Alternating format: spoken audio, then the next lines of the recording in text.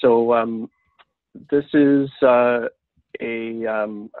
should have said welcome to Quarantine Chats for July 28th, and I'm very excited because we're doing a little bit of a different format today. We've invited Karley to come and present to us, and she's got a fair amount of content. This is normally 75 minutes of content, which she's agreed to try and run through. So I'm gonna cut short my piece, which is normally running through the news and the latest things. We had a note on the line that Western Economic Diversification started paying the Regional Relief and Recovery Funds, RRRF. So take note of that. If you're eligible for or interested in that program, look up the RRRF. I know there are a few people on QT Chats previously who were part of that, so check that out. The other latest news is about the CEWS update, the wage subsidy, and we mentioned that on last QT Chats and have been reviewing that fairly complicated announcement to figure out how that's all going to work, and we'll be doing the next QT Chats about that topic. So tune in next week if you have questions about CEWS. So I'll turn it over to Karley shortly, but I just wanted to acknowledge Colin and give him a chance to say hello, and because Colin represents Startup Vancouver, the co-presenters of QT Chats. Say hi, Colin. There we go. Thank you, Ian. I'll be super brief because I know we want to get Karley on here. If you don't get your fill of Karley in the next hour, Karley's going to be joining us at 12:30 as one of our two guests on What Keeps You Up at Night, Entrepreneurship During Challenging Times. So she's going to talk about all the good things she does professionally here today, but then she's going to share how she's been surviving and thriving during these challenging times. So yeah, we get a bonus of Karley today. So I'll turn it over to you. Karley, take it away. Excellent. Thank you, gentlemen. It's such a pleasure to be here today. Thank you for the invite. One of the things I'm most passionate about is fueling the fire for entrepreneurs and business leaders. And so this is my zone. I'm super excited to be here. Welcome to all our guests. And before I dive in, I would like to respectfully acknowledge that the land on which we gather is on the unceded and traditional land of the Coast Salish peoples, the Squamish, Stalo, and Tsleil-Waututh, as well as the Musqueam nations. So without further ado, we'll dive in. And today I've been asked to talk about branding for reinventing your business in 2020 beyond. And in the beyond, I'm looking at the respective, what are we doing in our short game right now to get us through the next 12 to 18 months, and what things are going to affect that. So without further ado, let's dive into this. As a former competitive athlete and still weekend warrior who is very, very competitive, whenever I put something together, I want to look at what are you going to be able to do? What is the value that you're going to walk away with today? And so at the end of this webinar, there's 4 things that it is my hope that you will be able to walk away with. And they are the following. Be able to reflect on the world crises that have affected your ideal clients, the things that have happened in the past 12 months and that have changed their expectations of your business.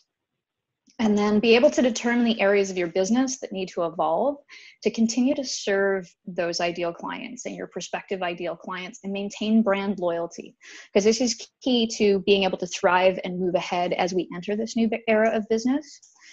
Number 3 is understand what's required to strategically build a strong brand, and maybe, and for some of you, just first perhaps consider becoming a brand leader in your space, how you're going to step up and step out to really be seen and shine in your talents and what it is that you offer.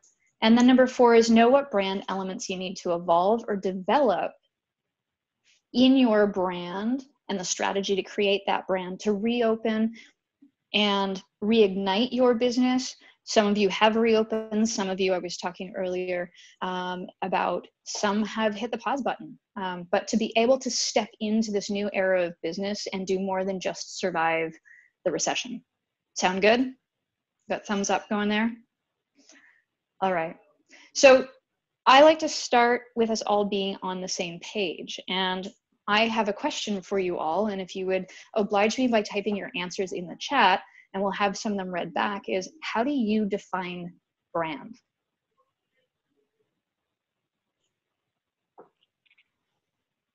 And Colin or Ian, if you want to read those back for me, or if you want to have your input as well, I welcome that.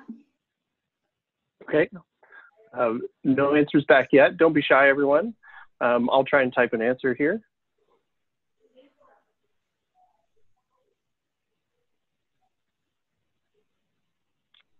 One answer is what folks say about us when we're not in the room, how we are known or remembered.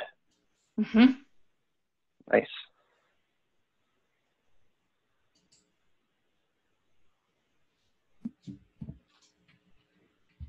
It's like you could see my next slide. And there's many, yeah, and it's funny, I was smiling because I've got my slide preview on up here, and that's exactly my favorite definition of brand. And there's so many different definitions of brand. And when I stand in front of a room, I often start here because I want to know, where are people coming from? You know, it's your image, it's what people say about you, it's your reputation, it's your, some people will go as narrow as brand identity. It's the strategy as to how you attract clients. It is a lot of things. But the reason that we've got another answers. Yeah. It's as Simon Sinek said, it's not what you do, it's why you do it. So that's a good one. And then another one, your outward reflection of your core values. Yeah, love that. And none of these answers are wrong. All of these answers come together to make up exactly what Jeff Bezos said. Love him or hate him, your brand is what people say about you when you're not in the room. And I want you to just to take a minute to really think about the implications of that truth. What does that mean for you if your brand is what people say about you when you're not in the room?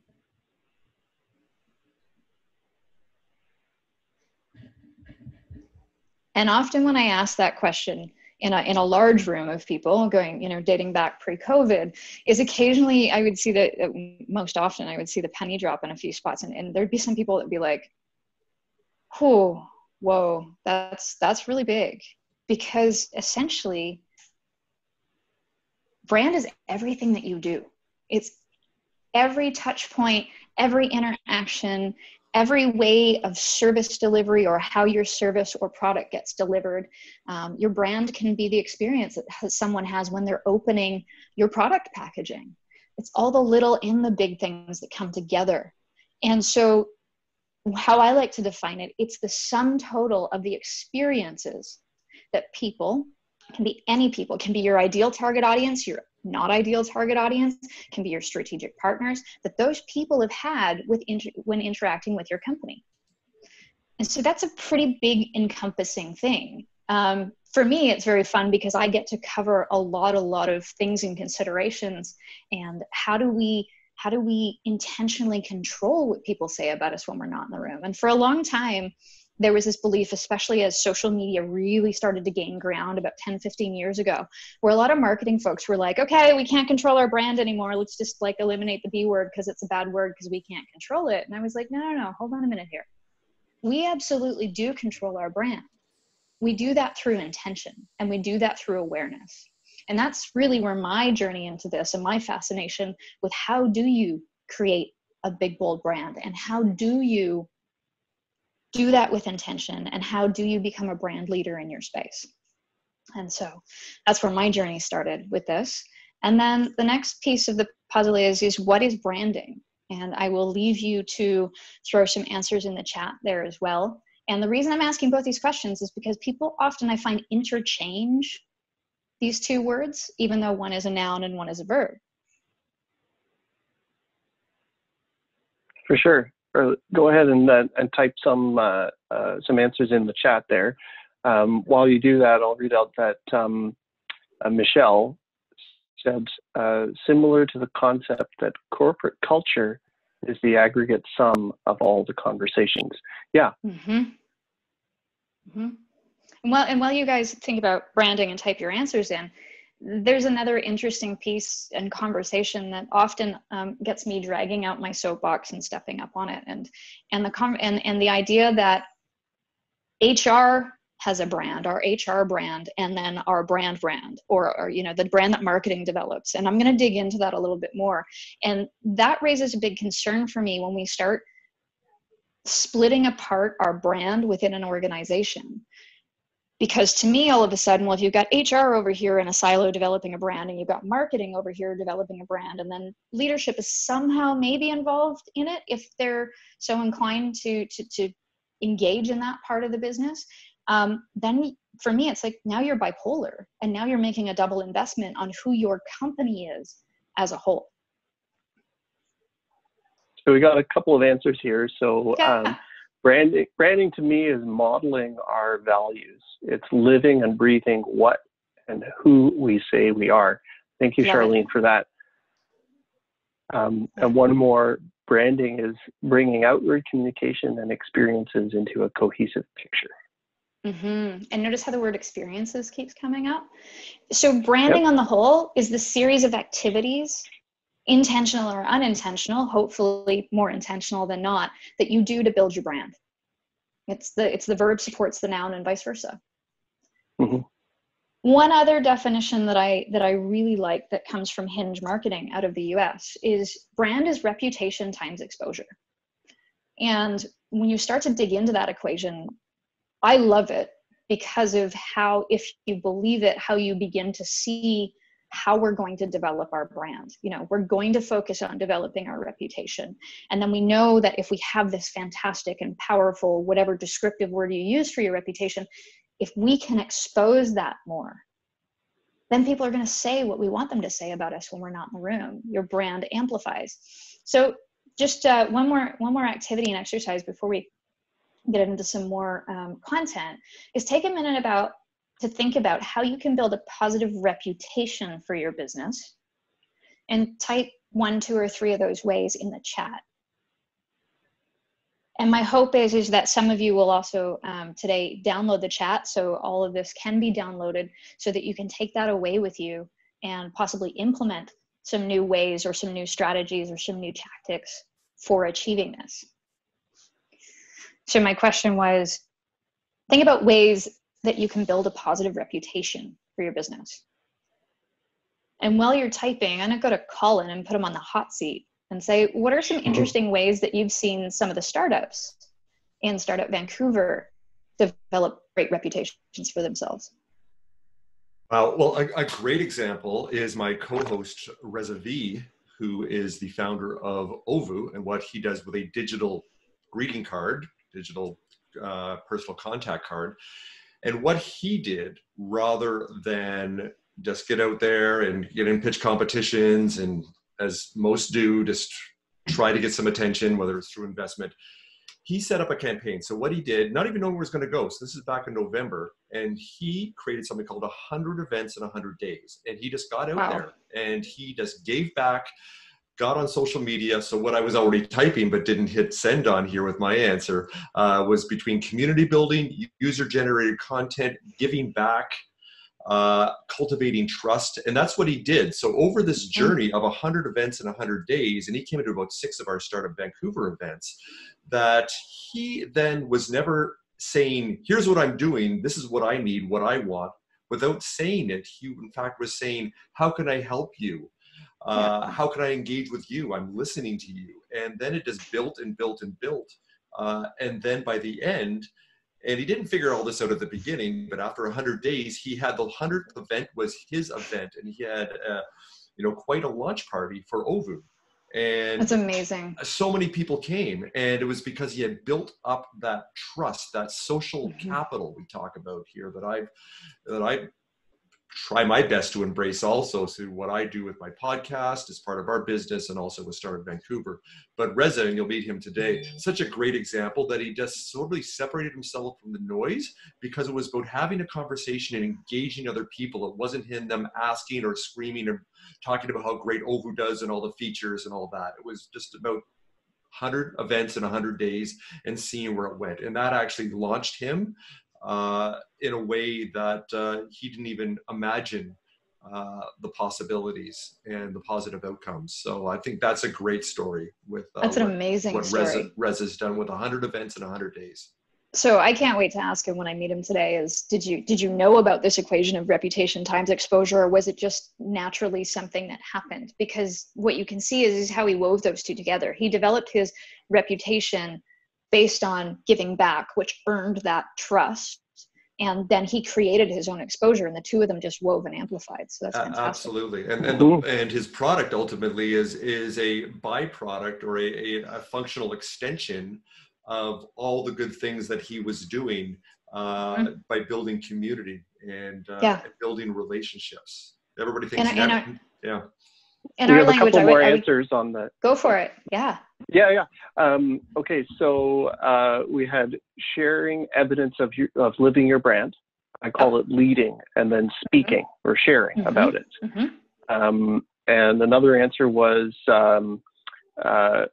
spend lots of time building the relationship. Be happy with what you learn and your clients, even if they don't pan out to be big paying clients. Under promise and over deliver. Which is really kind of in line with what I had written down. So actually delivering excellence, standardization, and collecting feedback and communicating about that. Yep. And for me, I'm always asking, how can I be of service? You know, at the end of the conversations, how can I help you? Because I don't know, for me, if there's any greater way of showing up in the world and being of service. So, and then the exposure, when you come from those places and you practice all the answers that everybody threw in, which were fantastic, the exposure, whether you choose to do it, but when you come from that place of service and giving and contribution, the exposure will happen naturally because people can't help but talk about you and the things that you're doing, right? So that's great. So keeping in mind, that's a great equation to move forward with as you're looking at, okay, how do we build our brand? If I could just do one more thing here, also, before I know you got to move on here, but there's a little company called Entreflow, who's a great example of what you're talking about here. As we pivoted here and recalibrate, they created something called quarantine chats, now morphed into QT chats. And I know Ian and Helena well enough that they didn't do this to think, okay, but we're at the end, we're going to do a sales thing with a discount on the end and all this. They have consistently given back, connected with people like yourselves and also like me, and just provided thought leadership and built trust consistently every single week. And it works. It's a long-term play, and a lot of entrepreneurs will not do this. I call it sometimes it's the get rich slow scheme with what I've done with podcasting, over 80 episodes in 3 years. But and what they're doing, and I have to congratulate both of them again of what they've done with Entreflow here. But there's another great example, I believe, that reinforces all the good things that you're doing. They've taken that formula in a very authentic, genuine way, and what they've created here. You're going to make me blush. Oh, moving on. Fantastic. Ian's like, and yeah, absolutely. All right. So slightly changing course a little bit. One of the big questions and kind of is the crux for the content that I've put together and delivered in several different ways over the past month is the big questions along business owners' minds that pertains to my expertise is how do we manage our brands and our branding activities in a COVID-19 world? Now, the interesting thing for me about COVID-19, well, it is a very, very big piece that has affected us. What it has done to us is isolate us. And as much as we're gathering here today, and as entrepreneurs and business owners who are motivated, we find ways beyond the barriers, right? But there's still no denying that a large population of the world has been locked up within their own four walls. I mean, we're very lucky in Canada that we've had access to the outdoors for the majority of us. You know, I've talked to friends whose parents were in China and in other countries in Europe where literally for 4, 6, 16 weeks, they were in their apartments. They could leave to get groceries and that was the end of it. And so this isolation for me has caused, regardless of where, it's caused this blinder effect focus on what are we doing for COVID? What are we doing for COVID? And I think what's important to acknowledge here, I believe what's important to acknowledge is that we've forgotten about the crises that came before. And in looking at how do we prepare to build ourselves or evolve our brands, effectively, your brand is your business. How do we evolve our business in what's to come, and what I'm calling the new era of business, is that I think we need to recognize that COVID is not just the only one. If we take a look back starting in early 2019 and coming through to now, there's been a lot of other things that have gone on that have affected the people around us. And by that, I mean our communities, our clients, our existing clients, our ideal clients, our prospective clients, our strategic partners, all those people that we touch in the experience of our brand. The world has been riddled with political crises, and the one closest to us, the two refugee crises, has been the American-Mexican border and what's gone on down there, as well as the Syrian refugee crisis, which we saw a lot of here and we're very aware of. When I did a search looking for crises, what came up on a lot of the NGOs were at least 5 other, I think probably more like 10 other crises that had to do with humanitarian crises around the world that don't even make our media. And so recognizing that those affect how we build our business. The climate crises, for me, that's very, very close, given that Australia, and I have my partner's family, she's Australian, and they live in Australia, and Australia pretty much burned to the ground. I mean, there's just no denying it anymore. Not that, you know, many of us, I think, here did, given what we also see in BC and the fire crises that we've faced in the past few years. But that's an important piece of the puzzle of what's going on. Then we went into COVID, and police violence has given to the uprising led by Black Lives Matter to address systemic racism in the US. And that's ignited protests around the world. Just a few days ago, there was police brutality against an Aboriginal man in Australia, which has caused protests there. And then into COVID we went. Let's not even forget to mention that Australia faced the fires, then the floods, and then COVID. And then we've been thrown into a global recession that is being compared to, or even worse than, that of World War II. So there's a lot of things facing us as business owners. And this is not to put the heavy on. I know it's heavy. I've been in a room recently and watched everybody go, oh man, okay. But it's to recognize that COVID has really put us into this blinder situation. And as we look at 6 months from now, 12 months from now, 18 months from now, how are we going to address this in our business? So I think the question then needs to be is, how do we adapt our brands for the new era of business ahead of us? Which is a huge question, which leads us to how.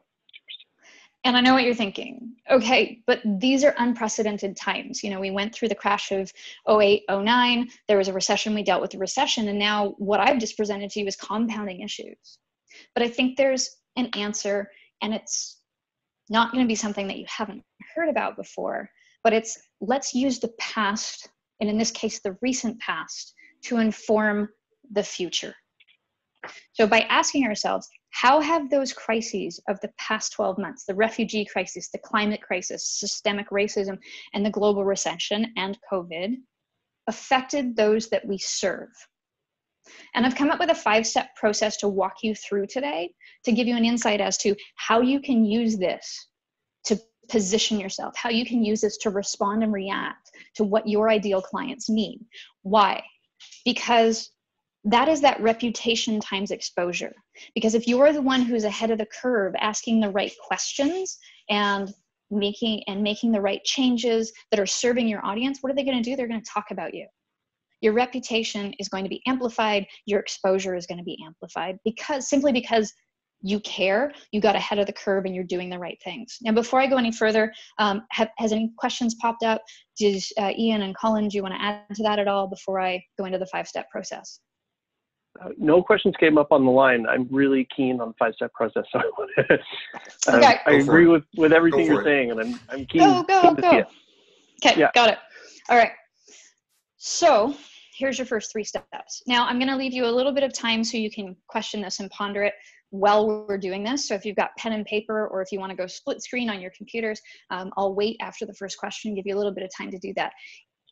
don't feel that you have to get it all down. I'm going to give you access to the deck so that you'll be able to walk through this, because I also recognize that in my first question is to think about your most ideal client. Who is that? And when I say who is that, I want you to think about that one person. And hopefully the majority of the audience is going to be with me when I give the gremlins analogy of who's that one ideal client who you would love to work with all day, every day. And imagine that if you could pour water on them and just have them duplicate and fill your business, who would that person be? That said, with the caveat that I know we all have, as business owners and businesses, we all have more than one ideal client group and one ideal client within that group who we would love to duplicate. So I'm going to give access to the deck so you can work through this activity for your different client groups.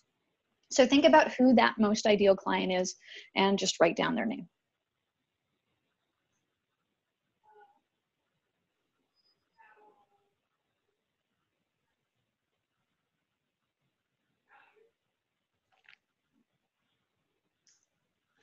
All right, step number 2 is ask yourself, which of the crises that we've just looked back at have most affected blank? And I'll choose the name Austin.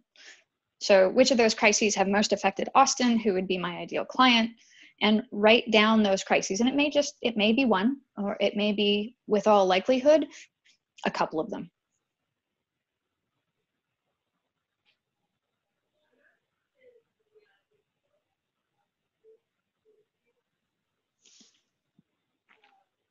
And then your next step is to consider, how have those crises affected Austin's worldview? And this one might take more time out of today's activity and exercise, but start thinking about it. So write down how their worldview has changed. Now, just to ensure that we all know where we're going and clarifying worldview, here's a definition for you, with the most important piece at the end for me here. A worldview is the makeup of someone's personal values, beliefs, assumptions, attitudes, and the ideas that come together to make up how they see the world that have an effect on their goals, their desires, their relationships, and behaviors. So to get a little more specific, and I'll pause for a moment and let you read through this, but to get more specific on that is, for your ideal clients, how has this changed how they see the world? How has it changed what they value? And then how they choose brands, how they choose companies, or how they buy from you.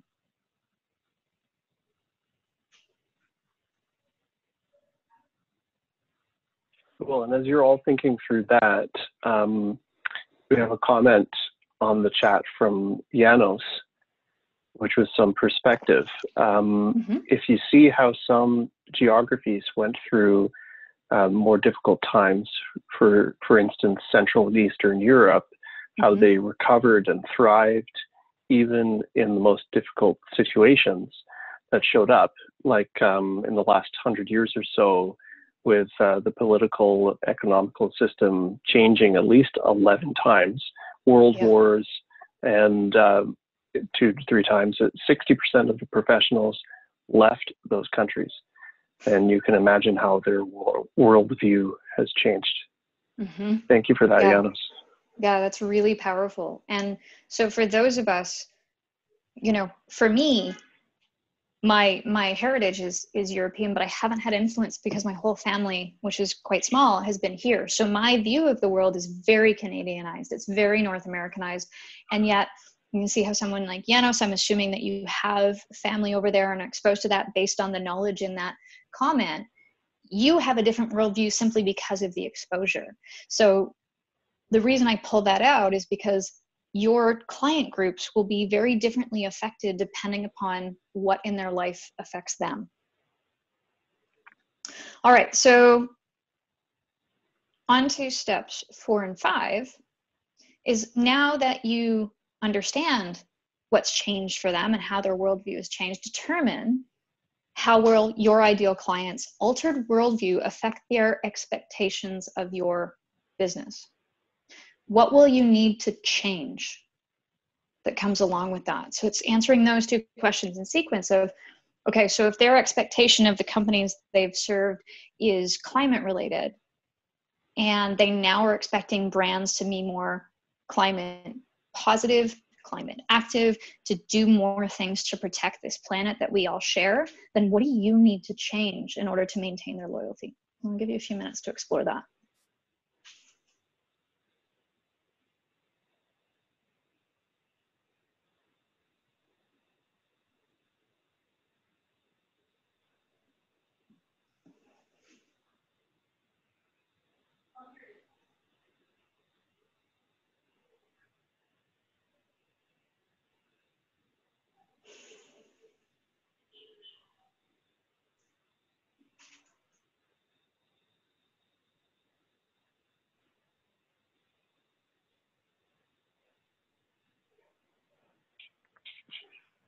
Okay, I've got my answer. Perfect. Do you want to share it? Sure.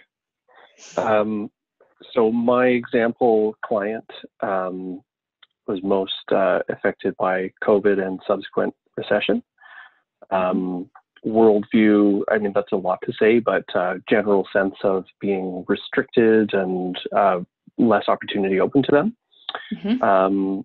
And what I felt needed to change was less focus on growth metrics and more focus on profitability and tight planning. Yep, absolutely. And one thing that came up in my reflection of that is exactly what you're doing through this QT chat, is showing them opportunity that they might not be seeing. Yeah, very true. Yeah. I'm going to tie back to Colin's example from OVU. And given that for those of us, I mean, I'm a raging extrovert. I love to network. I love to be in rooms with people.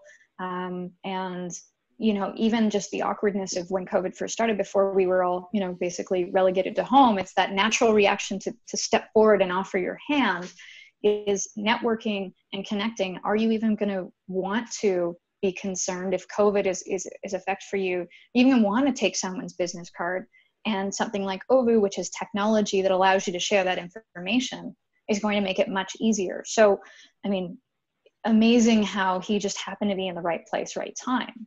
But his company has already addressed that change. So step 5 is to prioritize that list of changes you'll need to make in your business to best serve those ideal clients. And I always recommend go with the low-hanging fruit first, because any change that you make that becomes apparent to your client, the faster you make it, the more you get yourself noticed, the more they see that you're being a thought leader and that you care. And it also gets that momentum going. Some people will go with eat the frog. In this case, I'm like, pick the low-hanging fruit. Okay. And I think we've had enough examples. So I had one stocked, but it will be in the deck for you. But I want to talk about something I just saw last night in respect to this, which was if your client is concerned about the climate, and that's a big one for them, REI just launched a program where you can return your old gear that you're not using anymore. They will give you a gift card. And so it keeps the gear out of the landfill. It then passes it on to people who may have less access to the gear, whether it be cost access, location access. And so they're basically changing the cycle and reducing the waste that's created in the world based on the products that they put out there. So I thought that was really interesting. So that's the process. Does anybody have any questions or want to add any more discussion points into the chat? And we'll pause there before we go to the next part of the presentation. I think we're making pretty good time. One thing I wanted to mention, and this comes back to this overarching piece to entrepreneurship, and whether it's a product or a service or experience that you are creating and then trying to sell. And this is reaching out to your customers, potential customers, and asking questions and seeing how they're doing. So empathy plays a great role in this too, in a very authentic way. So that's never gone away, but it seems to me that's been kind of hyper charged right now, as being more necessary than ever. And I think what you're touching on here, Karley, is that if you want to find out, you know, what your customers need, what the pain points are, what they're really suffering from what's gone on in the last 5 months, you need to have conversations with them and really listen and find a way to unlock that new value by asking questions and listening. Yeah, And ask great them what's keeping observation. them up at night. Yeah. And that too. That's a good segue. Segues. Well done. Well done, Excellent. Well played, sir. Tying into the Cheers. empathy piece and developing trust, in one of the group exercises that when I had the pleasure of delivering this in a workshop format in person last week, one of the groups came back with what is really needed right now is that empathy and that understanding and the ways to build trust and assurance, because people right now are knowing that they need to do things, but they want the assurance, they want to trust that your solution is going to work for them. So whether you need to give them proof, whether you need to walk them through the system, how can you empathize with their situation to further build authentic trust to create the close? I mean, that's a really important gap that has widened. You know, there's always the trust gap, but right now in the current situation with, you know, a lot of fear happening and uncertainty, it's just widened. So, excellent. Any questions pop up there? Can we go ahead? I didn't see any come up on the chat, so let's forge ahead. Away we go. So we're about halfway through. I always want to do a check-in. So where are we at? So we've reflected on the world crises and how they've affected your ideal audience and changed their expectations. Have started, I will say started too. My hope is that you dive into this a little deeper. Determine the areas that your business needs to evolve to continue to serve your ideal clients. And evolve is a really important word right now. You've done, so if you're here and you have a thriving and successful business pre-COVID, you've done the right things. So what are the small tweaks? It's not, you know, it's not a big right-hand turn pivot. It's not dump it all off the dock and start again. What are the evolutions for you to continue and serve? And now we're going to dive into 3 is understanding what's required to strategically build a strong brand, to become a brand leader in your industry or sector, and whoops, wrong direction, know what brand elements you need to develop. So for me, what we're talking about in this talk is how to reinvent your brand. And the reinvent can just be those slight tweaks and pivots. Or some of you might realize, wow, we had retail and that's just not viable anymore. So it is a reinvention to become a brand leader in your space. Now, I'm going to touch on brand leader in a moment, but what we've been talking about so far are the external forces that influence your business and your brand. And coming back to that point where when social media took off and the marketers were like, oh, that's it, we have no more control of brand, your consumers have all of it, your clients have all of it. You have less control over those external forces, but it is still so important to understand what's going on in the minds of your client, to understand what they need and how those needs have shifted to best serve them and evolve that client journey. So now what we're going to take a look at, which I always get really excited about because you have much more control of it, is the internal workings of what is inside my business. What do I have the most control over in developing brand? And that's where we're headed. So brand leader. Now I always like to look up the definitions and I'm one who likes to stretch boxes and break rules. So I'll start with the traditions and go, well, how is that not serving us anymore? Sound like a familiar theme of today. So brand leader defined is the best-selling or most highly regarded product or brand of its type. Now, the reason I would love to redefine this, if anybody gave me the power to access the dictionary and rewrite it, is because what I've experienced in working with motivated business owners and their teams over the years is being a brand leader isn't necessarily about, oh, all the profit or all the market share. We have the most of it. We are the most highly regarded product, because you're not everything for everyone and we can't serve everyone. But if we look at being a brand leader as being a thought leader, being someone who creates change in an industry, just simply stepping up and doing positive leadership, being an impact-driven company, there's so many different ways that we can be a brand leader. And what's most important to me is that these brand leaders create change.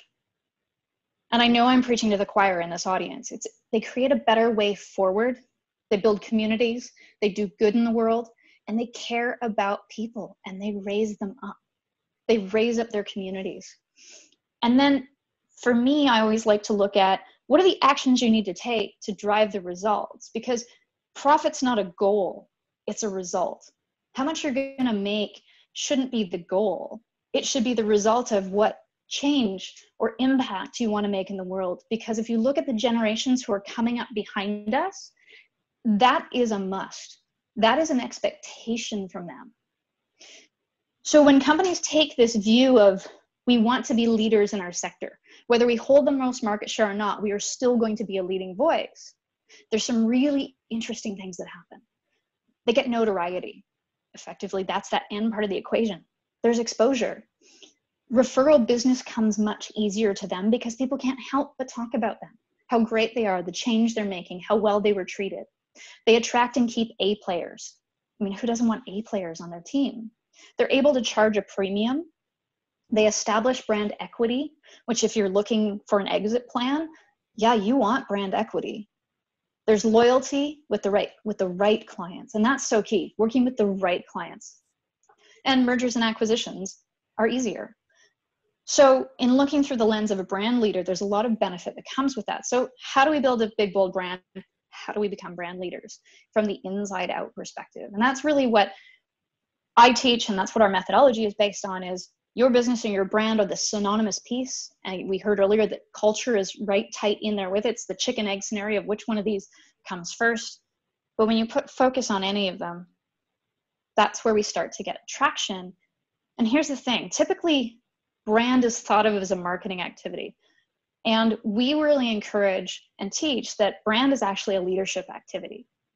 And then surrounding that, we'll break this down in this diagram, because if brand is everything that you do, it then affects all departments in your company and all people and everybody that you trust.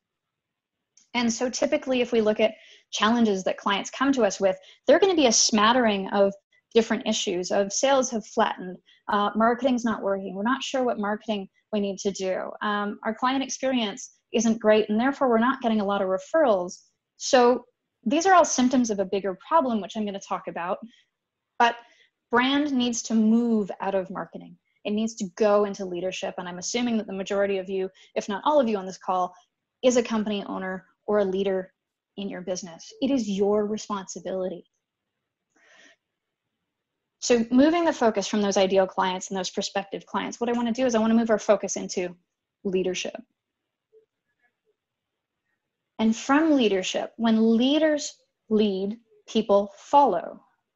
When you lead by your brand, we heard earlier somebody had made the comment that branding is living your guiding principles, your values. It's believing what you believe, attracting people what you believe, and then fulfilling that and your brand promise.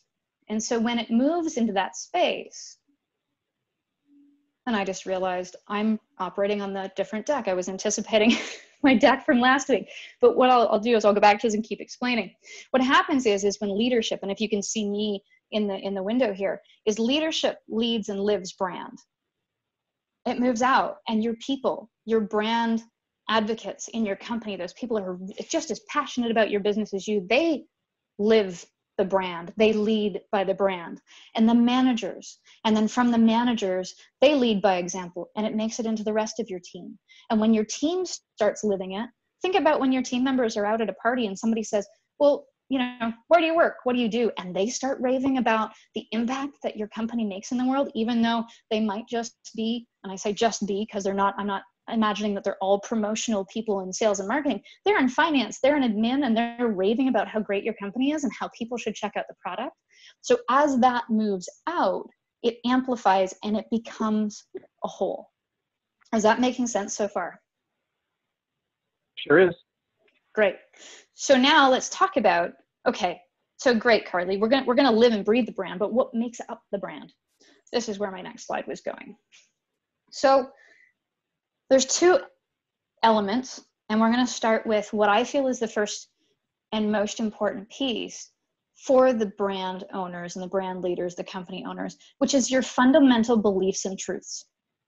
Why are you here? What is your purpose beyond making a profit? Thank you, Simon Sinek. We will start with why. So what is your company's purpose beyond making a profit? Defining that is so, so important. And as Simon himself says, people don't buy what you do. They buy why you do it. Think about how often as kids, why? Why dad? Why mom? And why, and why, and why? We're hardwired to want to know the reason, even as children, if the reasons didn't make sense. And we're hardwired by curiosity. Well, tell me why you do that. So a very, very important piece of your company and your brand. Then we get into your guiding principles. That's what we call your values. Your 3 to 5 year vision. Now, I want to address that for a second. We all, I'm sure, have heard of the BHAG, Big, Hairy, Audacious Goal. There's the 10-year vision. There's other names for the significant long vision of the company, that really big achievement goal that you're heading to. We focus on a 3 to 5 year vision because that's what your brain on a neuroscience level can actually wrap its head around. Time is a funny thing, in that the brain we can't feel that something is real unless it's within a 3 to 5 year tangible timeline. We can get that, and there's a sense of urgency attached to that. So we like to work with our clients with a 3 to 5 year vision, just for no other reason to put a fire beneath their butts and get them moving towards that bigger vision. And then we have personality. So imagine it this way, and in this context, I'm talking about your company's brand, not the product brands. If you imagine that the company was personified and was going to a networking event, you dressed up the company and sent it into a networking event, how would it show up? What would its personality be like? If you named it, what would their name be like, and what energy would they exude?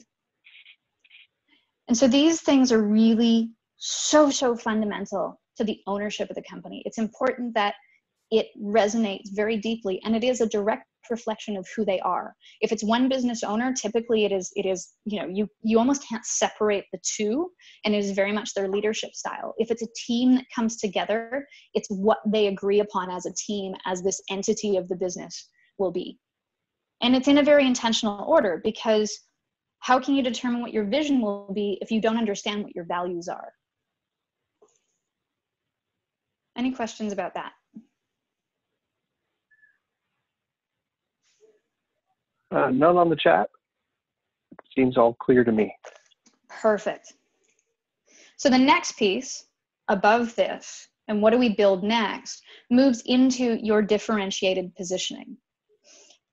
And one of the words I love in developing brand is authenticity. We want our brand to be authentic.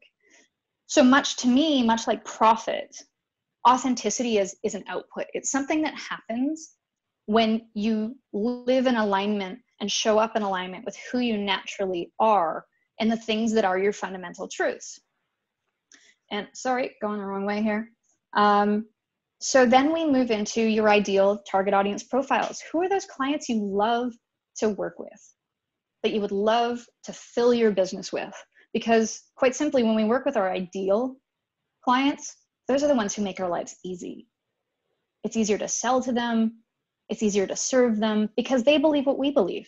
And in most cases, they're also aligned with our values. They share the same set of values. So who are they? And get really deep in defining profiles for them. The next piece is the definition of what you do. And that is in the positioning piece, because if we don't understand who our clients are, how can we define what we do in a manner that conveys the value we provide to them? And then defining your benefits and differentiators. How are you different from the competition? What are the benefits of working with you? And that weaves right into defining your unique value proposition. Establishing your brand promise, which is not your guarantee. It's your promise of experience in every interaction, both internally and externally. Developing your brand story. And then developing your pitch and brief introduction. Now, a quick note about pitch and brief introduction. I often have people coming to me, or here's an example. I was on a networking event a few weeks ago, and the requirement was to come with a 3-minute pitch. And as soon as the host had said, okay, now it's time for us to share our pitch, it wasn't quite audible. A lot of us were on mute, but everybody was just like, oh man, I have to deliver the pitch. And even though we knew it was coming, and I always wondered, like, why is pitch so hard to develop? Well, because your pitch and your brief introduction is the synthesis of all the things that come before it. It's the synthesis and that boiled down essence of what is our purpose? What do we believe? Who are we as a company? Who do we serve? And quite simply, what's our unique value proposition? So if you've ever had trouble developing your pitch, if you get clear on even some of these elements that sit below it, it'll be much, much easier. And so these are all of the elements that make up a really great brand. And when they align, and when your people are aligned to them, that's where the magic happens. That's when that, metaphoric image that is so common that we almost roll our eyes, but it's everybody in the rowboat in the skull facing the right, we're all facing the right direction. We're all moving to the coxswain's call. We're all in flow. And when you can bring all these elements in alignment with each other, that's when the magic happens. And you'll see on the right-hand side there, I've written strategic elements critical for developing your company's surefire strategy. That takes it to a next level that if any of you want to chat about post-session with me. What we also teach is it's not just developing these elements, it's applying them and putting them into action and using them to develop your core strategy for how you're going to deliver all other strategies in your business. And that's when people stop being siloed and start working in that sense of that rowboat of alignment. So any questions about that? I just want to comment that I've been in, I've worked in marketing and biz dev for a fair while, and I can't remember seen this put on one slide and explained it so succinctly. So well done, Karley. Thank you for that. Thank you. Yeah. That makes me so excited. As you were saying that, I was holding my breath. I'm like, okay, where are we going? No, that's it. It's just a compliment. Perfect. Thank you. Let's see if any questions on the chat. No questions on the chat. So okay. One thing I wanted to mention, just one thing is just to be really clear. I know you've articulated this already, Karley, but to reinforce, everything you're talking about here isn't just for startups. It isn't just for small companies and early growth companies. And it's not just for product-based companies here. I worked in a previous life for over 20 years as an architect. And I have to say, I think I learned more about business, about what not to do, how to not treat people, and how to not engage people. So sounds terrible, but architects are terrible at this. And I worked at so many firms, small and large and global firms, that not only didn't know what their brand was, they thought they represented this for everybody else in the industry, and clients were saying, well, no, you're actually this thing you don't want to do. But ultimately, everything you're talking about here, it also applies to mature companies that need a kickstart, that need to, and there's always time. Right? It's a lot of work to actually change the direction, move that boat in a different direction. But this also applies to whether it's law firms, accounting firms, architectural firms. So just to be clear, this isn't just kind of narrowed down into startups, and especially tech companies, that this applies to all companies and even Fortune 500s, that they all need to embrace this. And if they don't already, they need to start before it's too late. Yeah, and thank you so much for bringing that up, Colin, because what's interesting is the majority of work that I do is with mature businesses. When I see startups who come to me, typically they're coming to me because they have a viable product, but they haven't thought about who they are as a company. And now that they're stepping into pitch and ask for money, the investors, one of my startups said, wow, I had no idea how much they were going to dig into my vision. And I'm so glad I did this work with you, because I had the definition. Without doing this work, I would have floundered. I would have failed. And what I find is brand and culture often happen organically. And it's a process of realizing, when my clients come to me and they're mature, is they've either not focused on this and done very, very well naturally because they're just good service providers, business people, they've got a great product, but they hit a ceiling in realizing the problems that come up. We can't attract top talent and we don't know why. We're not getting enough referrals and we don't know why. We're not sure about what marketing we should be doing, but we think we should be doing social media, because they don't understand their ideal target audience profiles, one of which is your ideal recruits. Who are your ideal people you want to hire? Who are the ideal prospective clients? Who are ideal strategic partners? And another reason that leaders will come to me is as their leadership team grows, all of this is in one person's head. I would say 50% of the clients that I work with, it's an activity of drawing this information out of their head and getting it documented. And that's the next piece of implementation that I want to speak to. I'm gonna skip into that because that's so important. You know, you hear so often that it's akin to the business plan. Great, we have it. We have the clarity. We know who we are. Perfect. It gets stored now. It gets stored in the drive, but we can use the analogy of the business plan, gets slid into the filing cabinet or set on the shelf, and it collects dust. That is what can happen to this work. So the next steps are really about integrating it and activating it in your business. And each of these tools can be used as a decision-making tool. It can be used as content in anything that you're putting together, website, script, marketing content. It can be used as a measurement tool. Are our people living our guiding principles? And there's lots of creative ways that I have seen companies live them and activate them and measure them. And when you do that, that's how you build a big, bold brand. It doesn't just matter that you have all the tools in the toolbox to build the brand and build your strategies. It's about implementing and activating them. And when you do that, this is the slide deck the piece of the deck I was looking for earlier. So you take brand, you take these elements, you take this, what we call a surefire strategy, you put it into leadership. Leadership lives and breathes your surefire strategy, all the elements of the brand. Leadership and management live and breathe it. Everyone lives and breathes it. And then people are saying what you want them to say about you when you're not in the room, because everybody's in alignment. Everybody's telling the same story. Everybody's living the purpose and alongside the guiding principles. So the big question to you is which elements do you need to develop? And I'll cut it there and I'll skip to the Q&A. Now, don't be over. One thing I want to say is I have a lot of people who dig into this and then they're like, whoa, I'm overwhelmed. This is a lot of work to do. Again, pick the low-hanging fruit. Which of these are you least clear on or are getting in your way of taking the next goals in the company, and chip them off?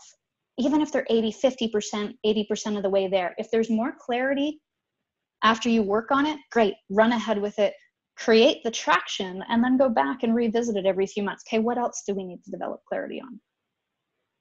Very cool. Karley, it's noon, and I know Yes. Some of us have to go. Yep. Would you mind putting your contact details up on the screen so that if you can't stick around? Yep.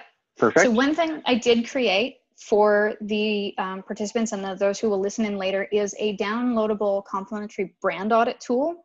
So you can use the tool to figure out what do you need and what do you need to do with it in that model. If you go to bigboldbrand.com/entreflow, it'll take you through the process to access that. So I wanted you all to have that today. And then you can find me here. QR code. Make it easy to find me on LinkedIn. Simply grab your camera on your phone, hold it up to that QR code, and it'll bounce you right over to my LinkedIn profile. Another great networking piece of magic for these days where nobody has to shake hands. Very cool. Thank you so much. And we've got a couple of comments on the chat, so I'll read those out. So UVP, unique value proposition. Is it as difficult as I am making it out to be? Struggling with this aspect. Thank you, Susie, for asking the question. I'm sure a number of us were. Okay. Yes. So yes and no. It is a hard. I find that most people struggle with it without a process. I will give you a high overarching kind of steps to look at. First, make sure you understand who the ideal target is. And identify if you have two different target audiences, because each of your unique audiences, so if you solve different problems for different people, will have a unique value proposition onto themselves. So that will make it easier. Define your benefits and differentiators and figure out which ones matter most to your target audience. And that will hopefully set you on the right path. Sounds good. Oh, and Gabby's comment was great content and information. Thank you. Well, thank you, Thanks, Gabby. Yeah, glad you liked it. Colin, draw your attention to the chat. Colin was pointing out that Karley will be on Startup Vancouver live stream show at 12:30, which is in about a half an hour. So if you want more Karley in your day, then join on there. And I won't be able to join myself, but I'm looking forward to seeing the follow-up from that. And if there are any other questions, just type into the chat or shout them out here. But I will echo those comments and give my thanks, Karley. That was really great. I love the framework, and I really appreciate that you're able to come and join us today and share some knowledge and inspiration with this audience. I so appreciate you allowing me the space to be a raging extrovert in the box. And thank you to all of those who joined us today. If you didn't get that link, I know that you will be posting it later, but there it is. And I get excited when people use the tool because I know it brings clarity for them. So please feel free to go and grab that. And yeah. Wonderful. Stop share. Thank you, Karley, and thank you to all of you for joining and for asking your questions and contributing your comments. Really appreciate it. And we'll see you again next week. Thank you, everyone. All right. Thanks. See ya. Okay, bye.